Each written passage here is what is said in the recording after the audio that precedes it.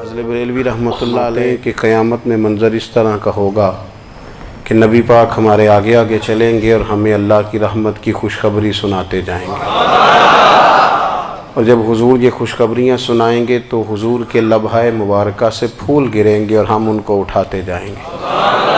فرماتے ہیں خود تو وہ تھوڑی دیر کے لیے روئیں گے اللہ کی بارگاہ میں کہ یا اللہ انہیں معاف کر دے، خود روئیں گے لیکن ہمیں ہنسا دیں گے۔ پیش حق مجدہ شفاعت کا سناتے جائیں گے، آپ روتے جائیں گے پر ہم کو ہنساتے جائیں گے۔ اور باغ جنت میں محمد صلی اللہ تعالی علیہ وسلم، باغ جنت میں محمد مسکراتے جائیں گے، پھول رحمت کے گریں گے ہم اٹھاتے جائیں گے۔ حشر تک ڈالیں گے ہم پیدائش مولا کی دھوم، اور مثل فارس نجد کے قلعے گراتے جائیں گے۔ اور کیا ذوق بیان کیا، فرمانے لگے خاک ہو جائیں عدو جل کر مگر ہم تو رضا، دم میں جب تک دم ہے ذکر ان کا سناتے جائیں گے۔ جب تک سانسوں کی ڈوری چل رہی ہے، دم میں جب تک دم ہے ذکر ان کا سناتے جائیں گے۔ اللہ تبارک و تعالیٰ نے ہمارے محبوب کریم علیہ السلام کو دنیا میں بھیجا تو فرمایا یا ایھا الناس قد جاءکم برہان من ربکم، اے لوگو تمہارے پاس تمہارے رب کی دلیل آ گئی ہے۔ اللہ تبارک و تعالیٰ نے محبوب پاک علیہ السلام کو سراپا دلیل بنا کے بھیجا۔ باقی انبیاء کرام علیہم السلام کے پاس بھی اپنی نبوت کے دلائل کے طور پر بے شمار معجزات تھے، اور حضور کریم علیہ السلام کے تو پورے وجود کو ہی اللہ نے معجزہ بنایا ہے۔ اور نبی پاک صلی اللہ تعالیٰ علیہ وآلہ وسلم کی نبوت کی دلیلیں، حضور کے رسالت کے مستحکم دلائل جگہ جگہ آپ کو ملیں گے۔ سب سے پہلی چیز تو یہ سمجھنے والی ہے کہ نبی پاک علیہ السلام نے جس چیز کو سب سے پہلے اپنی نبوت کی دلیل کے طور پر بیان فرمایا وہ حضور کا کردار ہے، سیرت ہے، عمل ہے، حضور کا لوگوں کے ساتھ رویہ ہے۔ نبی پاک علیہ السلام کی تبلیغ کے 3 دور ہیں۔ ایک تو حضور نے اپنے قول سے تبلیغ فرمائی ہے، وہ 40 سال کی عمر سے محبوب نے اعلان فرمایا اور تبلیغ کی۔ اور ایک نبی پاک صلی اللہ تعالیٰ علیہ وسلم بالواسطہ حضور کی تبلیغ ہے جو آج تک جاری ہے۔ امت کے علماء، مشائخ، مبلغین حضور کے دین کو آگے پھیلا رہے ہیں، تو دراصل یہ بھی تبلیغ رسول پاک علیہ السلام ہی کی تبلیغ۔ اور ایک حضور کی تبلیغ کا دور ہے، حضور کی پیدائش سے لے کر ولادت مبارکہ سے لے کر حضور علیہ السلام کے اعلان نبوت تک۔ اس دوران نبی پاک نے جو تبلیغ فرمائی ہے وہ اپنے کردار سے فرمائی ہے۔ عرب کا وہ معاشرہ جو بڑا میلا کچیلا گدلا ہو چکا تھا، جس کے اندر سراسر مادہ پرستی کا زور تھا، جس کے اندر لوگ انسانوں کی خرید و فروخت کرتے تھے، جس کے اندر بیٹیوں کو زندہ دفن کر دیتے تھے، جس کے اندر جو آدمی جتنا زیادہ مضبوط ہوتا تھا اتنا زیادہ لٹیرا بن جاتا تھا، اس معاشرے کے اندر رسول کریم علیہ السلام نے 40 سال گزارے، اور اس طرح گزارے کہ جو بیگانے بھی تھے وہ بھی کہا کرتے تھے یہ صادق ہیں، یہ امین ہیں۔ اور جب حضور نے اعلان نبوت کیا تو فرمایا، یہ قرآن مجید کے لفظ ہیں، فرمایا فَقَدْ لَبِثْتُ فِيكُمْ عُمَرًا مِّن قَبْلِهِ أَفَلَا تَعْقِلُونَ، میں تمہارے بیچ عمر کا ایک حصہ گزار چکا ہوں، تمہیں عقل نہیں ہے، شعور نہیں ہے۔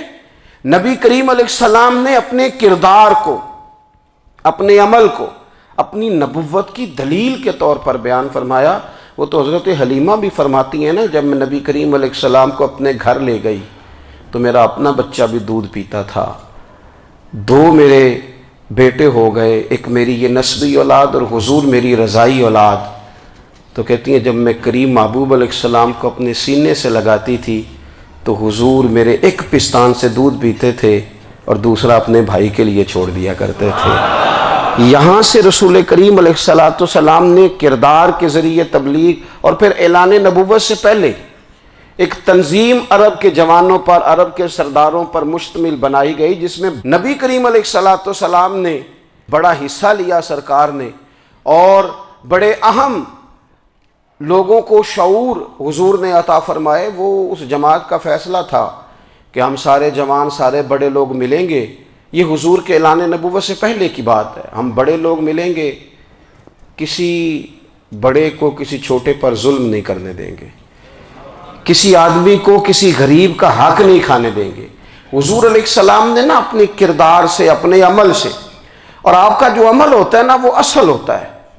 ایک ہوتا ہے آپ کوئی بات کرتے ہیں اور ایک ہوتا ہے کہ آپ کوئی عمل کرتے ہیں۔ آپ جب عمل کرتے ہیں تو عمل کے ذریعے بھی لوگوں تک بات پہنچتی ہے کہ دراصل آپ کا اٹھنا بیٹھنا چلنا پھرنا کیا ہے۔ میرے رسول کریم علیہ السلام کا اٹھنا بھی ایک نبی کا، بیٹھنا بھی ایک نبی کا، بات کرنا بھی ایک نبی کا، معاملات زندگی کرنا بھی ایک نبی کا، لین دین کرنا بھی ایک نبی کا۔ ایک شخص کہتے ہیں میں نے اعلان نبوت سے پہلے حضور علیہ السلام سے کوئی چیز خریدی تھی اور میں نے عرض کیا تھا آپ یہاں تشریف رکھیں، میں پیسے لے کے آتا ہوں۔ میں 3 دن کے بعد آیا۔ دیکھو یہ بات کرنی کتنی آسان ہے، بولنی کتنی آسان ہے، پر 3 دن یہاں میرے بھائی کو کسی شخص کو 2 گھنٹے انتظار کرنا پڑ جائے تو لوگ کہتے ہیں الانتظار اشد من القتل۔ یہ تو قتل سے زیادہ تکلیف والا معاملہ ہے، منتظر رہنا کسی کا۔ کہتے 3 دن کے بعد میں آیا تو میرے رسول کریم وہیں تشریف فرمایا۔ بس اتنا فرمایا یار تم نے مجھے بڑی تکلیف میں ڈال دیا، 3 دن ہو گئے یہاں رکے ہوئے۔ تو حضور نے اپنے کردار کو، اپنے عمل کو، اپنے معاملات کو سب سے پہلے اپنی نبوت کی دلیل کے طور پر پیش کیا۔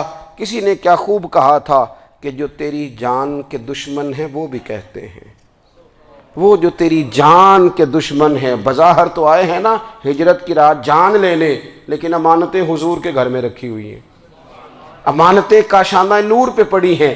وہ جو تیری جان کے دشمن ہیں وہ بھی کہتے ہیں کہ امین تو ہے اور صداقت کی آبرو تو ہے، امین بھی تو ہے، صداقت کی آبرو تو ہے۔ تو پہلے کردار۔ پھر دوسری بات، اللہ تعالیٰ نے اپنے محبوب علیہ السلام کو اپنا مطلق نائب بنا کر، اپنا محبوب اعظم بنا کر، ویسے ہی سارے انسانوں کے بارے میں کہا وَإِذْ قَالَ رَبُّكَ لِلْمَلَائِكَةِ إِنِّي جَاعِلٌ فِي الْأَرْضِ خلیفہ، میں زمین میں اپنا نائب بنانے والا ہوں۔ لیکن حضور علیہ السلام تو محبوب ہے نا، حضور کی نیابت تو محبوبیت کے درجے پر فائز ہے۔ تو رسول پاک کو رب کریم نے اس طرح کا بنا کے بھیجا کہ حضرت عبداللہ ابن رواحہ رضی اللہ تعالیٰ عنہ بیان فرماتے ہیں کہ اگر حضور کوئی معجزہ نہ بھی دکھاتے، نبی کریم علیہ السلام سے کوئی اعجاز لوگ نہ بھی دیکھتے، تو محبوب کا تو چہرہ ہی اس طرح کا تھا، لوگوں نے دیکھتے جانا تھا اور کلمہ پڑھتے جانا تھا۔ لیکن باوجود اس کے میرے رسول پاک کا اعجاز یہ ہے، کمال یہ ہے کہ حضور کبھی اشارہ کر دیں تو چاند 2 ٹکڑے ہو جائے، کبھی دعا مانگ دیں تو ڈوبا ہوا سورج واپس آ جائے، کبھی محبوب گزرنے لگے تو پتھر آپ پر سلام پڑے، کبھی حضور پہاڑ پر چڑھ جائیں تو پہاڑ وجد میں آ کر جھومنے لگے، محبوب کا کبھی نماز پڑھاتے ارادہ بن جائے تو اللہ تعالیٰ قبلے کا رخ ہی تبدیل فرما دے۔ کیا خوبصورت سوچ ہے اور کیا نظریہ دیتے ہیں بریلی کے امام۔ فرماتے ہیں اجابت کا جوڑا عنایت کا صحرا، دلہن بن کے نکلی دعائے محمد، اور اجابت نے جھک کر گلے سے لگایا بڑی ناز سے جب دعائے محمد۔ دیکھو خدا کی رضا چاہتے ہیں دو عالم، خدا چاہتا ہے رضائے محمد صلی اللہ تعالی علیہ وسلم۔ اور ایک مقام پہ فرماتے ہیں نائب دست قدرت پہ لاکھوں سلام، نائب دست قدرت پہ لاکھوں سلام۔ تو اللہ تعالیٰ نے نبی پاک صلی اللہ تعالی علیہ وسلم کو جو اعجاز۔ پھر ایک اور بات، حضور امی ہیں، دنیا میں آ کر محبوب نے کسی سے پڑھا ہی نہیں۔ میرے محبوب نے جتنا پڑھا ہے رب کریم سے ہی پڑھا ہے۔ الرحمن علم القرآن خلق الانسان، رحمان نے قرآن سکھایا پھر انسان بنایا۔ اللہ تبارک و تعالیٰ کی بارگاہ کرم سے حضور نے لیا۔ رسول کریم امی ہیں، یہ بھی حضور کی نبوت پر ایک بڑی دلیل۔ دیکھو ایک ہوتا ہے کوئی آدمی بچپن سے ہی کسی چیز سے شغف رکھے اور جب اس کی عمر بڑی ہو جائے تو کہتے ہیں اس کا تجربہ بڑا ہو گیا ہے۔ یہ پہلے کچھ شعر کہتا تھا، کوئی ادبی جملہ کہتا تھا، تو اب اس کی یہ کام کرتے کرتے عمر بڑی ہو گئی ہے تو رسوخ حاصل ہو گیا۔ 40 سال کی عمر مبارک تک نبی کریم نے ایک شعر بھی نہیں کہا۔ حضور علیہ السلام نے کبھی کوئی ایسی بات، ویسے تو حضور کی ہر بات حکمت والی، لیکن جس کو عرب کے لوگ اپنے لہجے میں شاعری یا اپنے لہجے میں ادب کہتے تھے، وہ حضور نے بیان نہیں فرمایا۔ لیکن جب 40 سال کی عمر میں اعلان نبوت کیا تو پھر بڑے بڑے فصیح و بلیغ، بڑے بڑے سیانے، تو فیل بن عمر کہتے ہیں کہ اس شخص کو بھی میں نے دیکھا جسے بڑا ناز تھا اپنی فصاحت اور بلاغت پر، اور جب وہ حضور کے پاس آیا اور اس نے آ کے کچھ باتیں کی تو محبوب خاموشی سے سنتے رہے، اور جب وہ چپ کر گیا تو میرے کریم نے صرف سورہ فاتحہ پڑھی۔ کبھی اٹھتا تھا، کبھی بیٹھتا تھا، کبھی غور کرتا تھا، کبھی دائیں جاتا تھا، کبھی بائیں جاتا تھا، پھر کہنے لگا بتاؤ نا کلام کس کا ہے؟ فرمایا اس رب کا، اس رب کا، اس رب کا جس کا میں رسول بن کے آیا ہوں۔ نبی کریم صلی اللہ تعالی علیہ وسلم امی ہیں، لیکن حضور نے کائنات کے رازوں سے پردے ہٹا دیے، نبی کریم نے جینے کے سلیقے بتا دیے، حضور نے ہر شخص کو اس کے مقصد حیات سے آگاہ کر دیا۔ نبی کریم علیہ السلام نے وہ فلسفہ حیات بیان کیا کہ لوگوں کو صرف جینے میں ہی مزہ نہیں آیا، مرنے میں بھی مزہ آنے لگا۔ لوگ آگے بڑھ بڑھ کے جانیں پیش کرنے لگے، اپنی اولادیں قربان کر، جو فلسفیوں سے کھل نہ سکا اور نکتہ وروں سے حل نہ ہوا، وہ راز ایک طیبہ والے نے بتلا دیا چند اشاروں میں۔ محبوب کریم امی ہیں، لیکن حضور نے اس طرح دنیا کو سکھایا، اس طرح دنیا کو پڑھایا، اس طرح حضور نے علم کے چراغ اور دیپ روشن کیے کہ قیامت تک جسے روشنی ملے گی نا، اسے صرف دروازہ مصطفیٰ سے ملے گی، اسے رسول کریم علیہ السلام کے در دولت سے ملے۔ کچھ لوگوں نے کہا کہ یہ اپنے پاس سے آیات بنا کے لاتے ہیں، اپنے گھر میں بیٹھ کے دعوے کر لینا تو کوئی مشکل کام نہیں نہ ہوتا، سارے لوگ ہی کر لیتے ہیں۔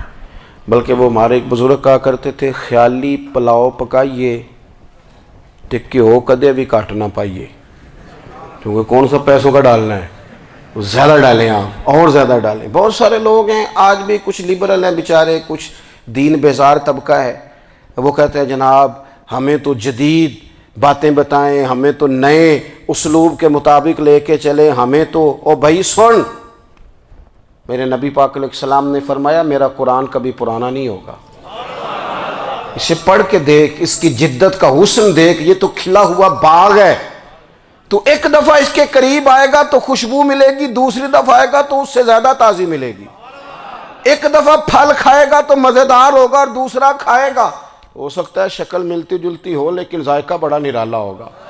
تو تو صحیح نا، جب کچھ لوگوں نے کہا یہ خود سے بنا کے آیات لاتے ہیں تو فرمایا وَإِن كُنتُمْ فِي رَيْبٍ مِّمَّا نَزَّلْنَا عَلَىٰ عَبْدِنَا فَأْتُوا بِسُورَةٍ مِّن مِّثْلِهِ، اگر تمہیں کوئی شک ہے اس میں جو ہم نے اپنے بندہ خاص میں نازل کیا ہے تو تم بھی اس جیسی ایک آیت بنا کے لاؤ۔ اور چلو چیلنج کھلا ہی دے دیا، فرما وَادْعُوا شُهَدَاءَكُم مِّن دُونِ اللَّهِ، اللہ اور اللہ والوں کو چھوڑ دو، تفسیری ترجمہ عرض کر رہا ہوں، یعنی صحابہ کو چھوڑ دو، حضور کے ماننے والوں کو چھوڑ دو، باقی ساری دنیا کے کافر اکٹھے ہو جاؤ، ایک آیت بس قرآن جیسی لے کے آؤ، ایک آیت لے کے آؤ، ان کنتم صادقین، اگر تم سچے ہو۔ جوانوں سنو، کہا ایک آیت، اور یہ چیلنج آج تک قرآن مجید کا موجود ہے، آج تک وَإِن كُنتُمْ فِي رَيْبٍ مِّمَّا نَزَّلْنَا عَلَىٰ عَبْدِنَا فَأْتُوا بِسُورَةٍ مِّن مِّثْلِهِ، تم قرآن کے مقابلے کی ایک صورت لے کے آؤ اور سارے حمایتی اکٹھے کر لو اپنے، ان کنتم صادقین، اگر تم سچے ہو۔ جواب تو ادھر سے آنا تھا نا، لیکن کائنات کے رب نے جواب بھی خود دیا، فرمایا فَإِن لَّمْ تَفْعَلُوا وَلَن تَفْعَلُوا، اگر تم نہ لا سکے، اور فرمایا تم لا سکتے بھی نہیں، اگر تم نہ لا سکے اور تم لا سکتے بھی، نہ خنجر اٹھے گا نہ تلوار تم سے، یہ بازو میرے آزمائے ہوئے ہیں، وَلَن تَفْعَلُوا، تم لا بھی نہیں سکتے، فَاتَّقُوا النَّارَ الَّتِي وقودها الناس والحجارہ، پھر اس آگ سے ڈر جاؤ جس کا ایندھن آدمی اور پتھر ہے۔ اعدت للکافرین، بنائی کافروں کے لیے، بنائی مومنوں کے لیے تو رب نے جنت بنائی ہے۔ اعدت للکافرین، یہ دوزخ اللہ نے کن کے لیے بنائی ہے؟ اعدت للکافرین کہتا ہے کافر کے لیے بنایا۔ تو اللہ تبارک و تعالیٰ نے میرے رسول پاک صلی اللہ تعالیٰ علیہ وسلم کو وہ کتاب عطا فرمائی، اور پھر حضور کی فصاحت و بلاغت، معرفت۔ دیکھو ایک ہوتا ہے گھنٹوں باتیں کرنا، ایک ہوتا ہے کئی کئی والیم پر مشتمل، کئی کئی جلدوں پر مشتمل کتب کا لکھنا، اور ایک ہوتا ہے کسی بندے کا ایک بات کرنا اور سامنے والے کی طبیعت کو اتنا جگا دینا کہ اگلی بات فوراً ہی اس کی سمجھ میں آ جائے۔ اور حضور نہ کسی کی انا کو نہیں جگاتے تھے۔ ہم بعض اوقات کسی سے خطاب کرتے ہیں، بات کرتے ہیں تو سامنے والے کی انا کو جگا دیتے ہیں، ٹھیس پہنچاتے ہیں، وہ کہتا ہے چل پھر تگڑا ہو جا میں بھی آیا۔ حضور انا نہیں جگاتے تھے، میرے نبی پاک ضمیر جگاتے تھے تاکہ وہ شخص فیض حاصل کر سکے، اسے کچھ ملے۔ نبی کریم کا جو انداز تکلم ہے وہ اس طرح کا ہوتا تھا کہ انسان خود بخود کھل اٹھتا تھا کہ مطلب یہ بات ہونے کیا لگی ہے، مطلب حضور کیا فرمانے لگے۔ نبی کریم صلی اللہ تعالی علیہ وسلم، ایک دن محبوب کریم نے صحابہ کے بیچ حضور کی فصاحت و بلاغت دیکھے، فرمایا محبوب نے کتنا نادان ہے وہ شخص جو اپنے ماں باپ کو گالی دے۔ کھلی ہو گئی لوگوں کی آنکھیں، کان کھڑے ہو گئے کہ یا رسول اللہ کون ایسا بدبخت ہے جو ماں باپ کو گالی دے گا۔ تو اب جب سوالات ذہنی سطح پر پوری طور پر ابھر گئے نا، تو اب رسول کریم نے بات سمجھائی۔ یہ ہے فصاحت و بلاغت، تیرے آگے ہیں یوں دبے لچے فصحاء عرب کے بڑے بڑے، کوئی جان منہ میں زبان نہیں بلکہ جسم میں جان نہیں۔ یا رسول اللہ کون ایسا نالائق ہے جو ماں باپ کو گالی دے؟ اب جب ذہنی سطح یہاں تک ابھر آئی تو اب حضور نے سمجھایا، فرمایا جب تم کسی کے ماں باپ کو گالی دو گے نا تو وہ بھی تو جواب میں تمہارے ماں باپ کو دے گا نا، تو فی نفس ہی یہ تم نے خود ظلم کیا ہے اپنے ماں باپ پر۔ کیوں تم نے ایسا لہجہ اختیار کیا کہ جس سے سامنے والے کی انا جاگ جائے اور وہ تمہارے مقابلے میں آ کر کے کھڑا ہو جائے؟ کیوں تم نے اس طرح کے انداز اختیار کیے کہ جس سے سامنے والا بھی سارے پنجے کھڑے کر کے باہر نکل آئے اور کہے آ جاؤ پھر میں بھی میدان میں حاضر ہوں؟ رسول کریم کی فصاحت بلاغت دیکھیں نا، حضور دو چار جملوں میں ساری بات سمجھا جاتے ہیں۔ ایک حدیث پاک اگر ہماری سمجھ میں آ جائے، ایک روایت نبی پاک صلی اللہ تعالی علیہ وسلم نے فرمایا خوبصورت مسلمان وہ ہے جو بے مقصد باتوں کو چھوڑ دے۔